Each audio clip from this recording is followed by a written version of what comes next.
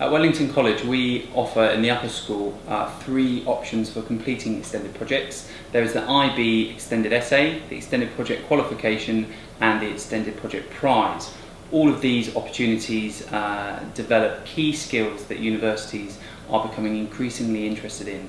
Skills such as researching, evaluating resources, planning, time management and so on. The extended projects at Wellington College are an excellent opportunity for students to explore an area of interest, academic interest, outside their classroom studies, but still within the context of support with designated supervisors and all the facilities available in the college. I did the extended essay because I'm doing the International Baccalaureate, and my project was on the presumed consent of organ donation and whether it's a morally justifiable system. The focus of my project was to assess the economic impacts of counterfeit clothing on the US market and to investigate whether policies have been successful in managing this problem worldwide. I completed an EPQ and the focus of my topic was Viking studies. So the question that I answered was, to what extent was Viking influence a lasting one in Britain in terms of language, culture and identity? So I did their EPP and I questioned sustainability and fashion by making a dress out of bamboo fibres or leaves, which will then be able to decay. I found the experience quite enjoyable actually. Learning information for me is always great fun, but the main challenge was trying to find the sources that are actually relevant, as the source range that I had was quite small due to the nature of it. But once I found those sources and the things that were relevant, it was great fun trying to form that argument, and the knowledge that I gained from them was quite useful in forming that.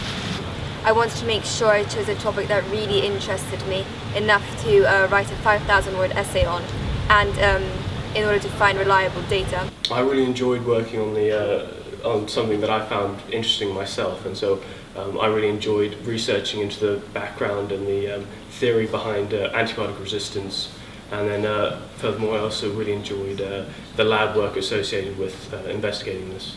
It was fun. It was difficult working to a time limit. Obviously I had to make it, because I was using bamboo leaves, I had to make it within, I made it in 8 hours. I found it quite challenging in the respect that a lot of the material I had to research was sort of university level and beyond. So most of my time was spent trying to work out what certain words meant and what certain graphs represented. But it was quite a good feeling to be able to overcome that and actually have a slight grasp of what was going on at the end. It was an experience like nothing I'd experienced before, because I had to read heaps of books and get loads of quotes from quite obscure texts as well. You don't have a teacher telling you what to do, but there's just someone guiding you along the way, which really helps. My extended project, it was very interesting to research all these things, because they were all very complicated, and they're the backbone of the field of computing, which is what I want to go on and study in the future.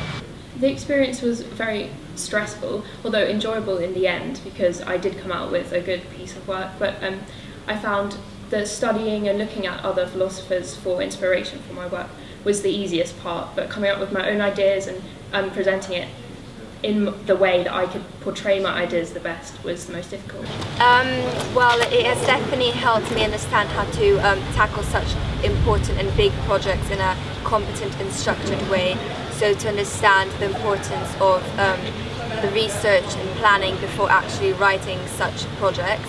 It has also helped me, or it has emphasised the importance of reliability when gathering information, which will definitely become useful in the future. I actually found it really helpful to talk about my EPQ during an interview I had for university.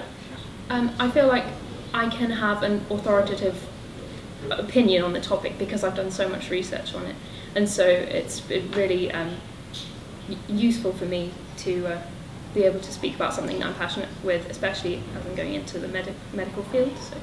I came into certain topics with a set idea of how I thought things were, and then when I read one source I was immediately proven wrong. So it's that sort of immediate gaining of more knowledge. But it has also served to broaden my general understanding on the current business topics which affect the world globally.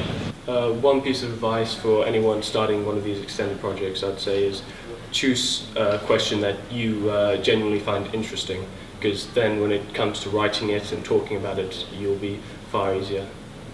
I would definitely say do a plan. It makes it a lot easier if you plan out what you're going to do and what you're going to say, and it keeps you motivated as well. The writing is almost the easiest bit, but getting your ideas in order and collecting your thoughts is really important. I would say if you complete your first draft by the end of the summer holidays, that would be my one piece of advice, because it meant that by the time I handed in my final draft, it was my 7th or 8th draft. Self-discipline, interest in, to be able to research something you're interested in. A great opportunity to do something outside of the normal syllabus and really explore things you enjoy.